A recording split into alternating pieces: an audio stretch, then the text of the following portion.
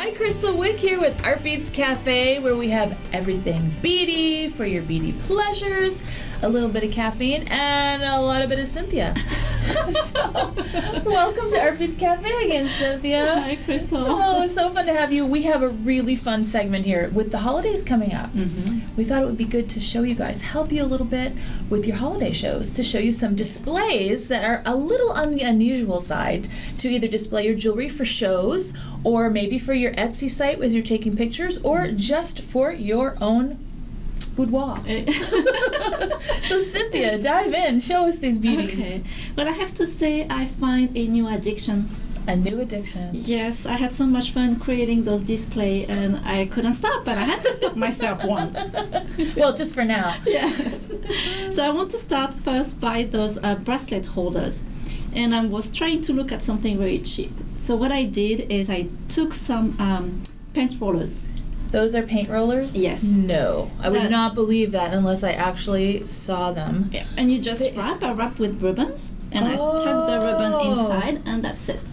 You're kidding. And you could change your display with every color. And that's a great idea. And it's not permanent. You didn't glue it or anything, so you could just unwrap it. And I love that. So that was really, really easy to make. Yeah, it is. And then I went to one of the stores, where you can buy everything for $1. Yes. It's amazing what you can find. Well, almost. I haven't found any sparkle and bling dogs yet, but other than that.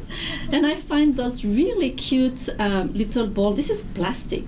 Oh, really? And I have a vase here also. This is also plastic. Really? It doesn't look plastic. No, they're really cute. Very fancy. Yes, and I glue them on candle holders. Oh, so that's how you got the pedestal effect. Yes. That's great. And Who then would think? then you can add, like here it's coffee beans for the rings, and in the pot I put some rice. So you can add whatever you want inside. That's a great idea, right? Because if you want to pop your sterling jewelry, you might want a dark background, and that's why the coffee beans work great. Otherwise, the rice, what a really nice, cost-effective way to show your jewels. Yes. I love that.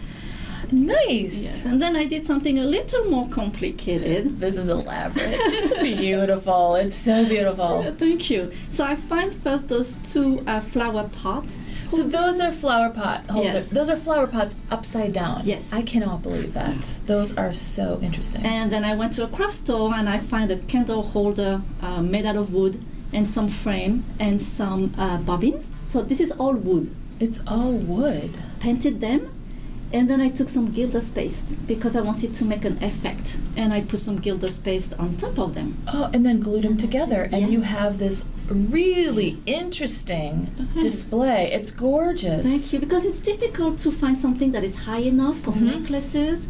So you can stack things like that. Right. And if with the flower pots, you could go even higher if you had a booth where you needed that back space to be tall. Exactly. That's amazing. I can't believe that's all glued together. I mean, that's really... Yes, you found a new addiction. I did. Oh, that's a great idea, Cynthia. And Cynthia, and then also with the gilder's paste, when you travel a lot and you do shows, things get beat up a lot, like your displays, and so this is a great way to just cover over with gilder's paste, and you would never even know if you have any flaws. That's true. Yeah, that's a good point. Nice. I love that one. Now I have a couple to share with you.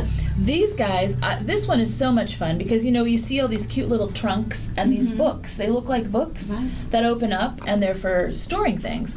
Well, I took cup holders and I just screwed the cup holders into the inside of the box and created this little jewelry display here. And it's great for traveling because you just shut it and bring it with you and everything's already in there. That's true, yes. Yeah, so it's a good way to adapt to different kinds of booth setups or different kinds of displays where you don't know how much space you're going to have. You can stack these up taller, you can get bigger ones. It's a really inexpensive way to display your jewelry. And it's pretty light too. Very light, yeah. It's wonderful. And I would suggest if you're using the cup holders to drill the little holes, put the cup holders in, and then cut off the top of the hooks because these are sharp and they'll hurt. But you could also use a dab of glue if you wanted to, but there's a lot of different ways you could use these cup holders. But again, they're easy to get at the hardware store, so it's real simple. Really nice. Then I have this cute birdhouse, and I know birdhouses are near and dear to your heart, which I love. And it opens up. It's not really all that functional because it's it's an inexpensive version. Right. So I don't think you would keep birds in there per se, but I thought this is a great display to put jewelry on. Mm-hmm. So that you can hang your earrings, you could hang bracelets, you could also hang it up, or you could put it on a stand. So again, you can use different layers and levels with it. I put a styrofoam, one of the big styrofoam pieces inside there, so you could actually poke pins in. Oh, that's a good idea. And then just put moss around it. Yeah, that's Really great. easy. And it's not permanent, so you can take that stuff out for a different show if you want to, or do different colors or all that sort of thing. Nice. So that was fun. So we was. hope you guys have some good ideas for your holiday shows. So Cynthia, it's one of my favorite segments is to share with you and everybody else out there Kristal Wick's picks. These are some of my favorite things, and I'm very excited for the holidays.